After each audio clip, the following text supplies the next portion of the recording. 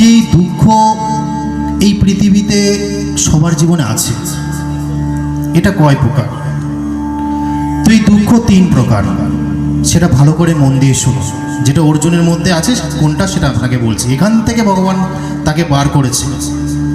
একটা কি, একটা আধ্যাত্মিক দুঃখ, যেটা আপনি নিজে তৈরি করেন।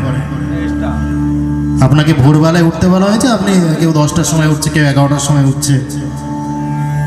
নেশা করতে বারণ করা হয়েছে, নেশা করছে। তেলেভাজা খেতে বারণ করা হয়েছে, তেলেভাজা খাচ্ছে, তাই না? রাত জাগছে।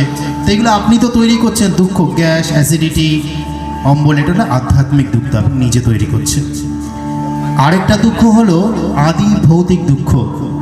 আচ্ছা, ভৌত জীবন আমাদের আশেপাশে যারা আমাদের দুঃখ দেয়, এটা কিন্তু দেবেই আপনাকে। এটা আছে প্রকৃতিতে। আদি ভৌতিক দুঃখ মানে কারো কাছ থেকে, অপরের কারো কাছ থেকে দুঃখ পাওয়া। শ্রীকৃষ্ণ বুঝিয়েছেন এটা, যে দুঃখ 3 প্রকারের। এটা আপনাকে পেতেই হবে। মনে হবে যে না, এটা দিল কেন? এটা আছে প্রকৃতিতে। দুঃখ বিরাজমান। পৃথিবীকে দুঃখ লয় বলা হয়। দুঃখ যেমন সুখ আছে, সেমন দুঃখ আছে, জীবনে আসবেই। বিচলিত হওয়া যাবে না সেই সময়।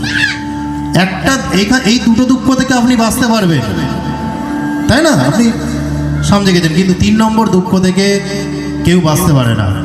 সেটা হলো আদি দৈবিক দুঃখ, অর্থাৎ ঝড় ঝঞ্ঝা, বজ্রপাত, বৃষ্টিপাত, ভূমিকম্প, আগ্নেয়গিরি, বন্যা হয়ে যাওয়া।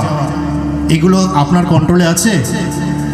আপনাদের কন্ট্রোলে নেই। তাহলে এখান থেকে বাঁচার উপায় নেই। ওটা ভগবানের, দেবতাদের দান। যদি আপনি খালটাকে নোংরা করে রাখেন, এই খালের প্লাস্টিকগুলো নদীতে গিয়ে মিশবে, ওখান থেকে বজ্র পদার্থ সৃষ্টি হবে, এখানে আবার বন্যা হিসেবে রিটার্ন দিয়ে দেবে। এটাই প্রকৃতির নিয়ম। সেই জন্য যেটুকু দুঃখ থেকে আমরা মুক্ত থাকতে পারি, সেইটুকু আপনারা করবেন।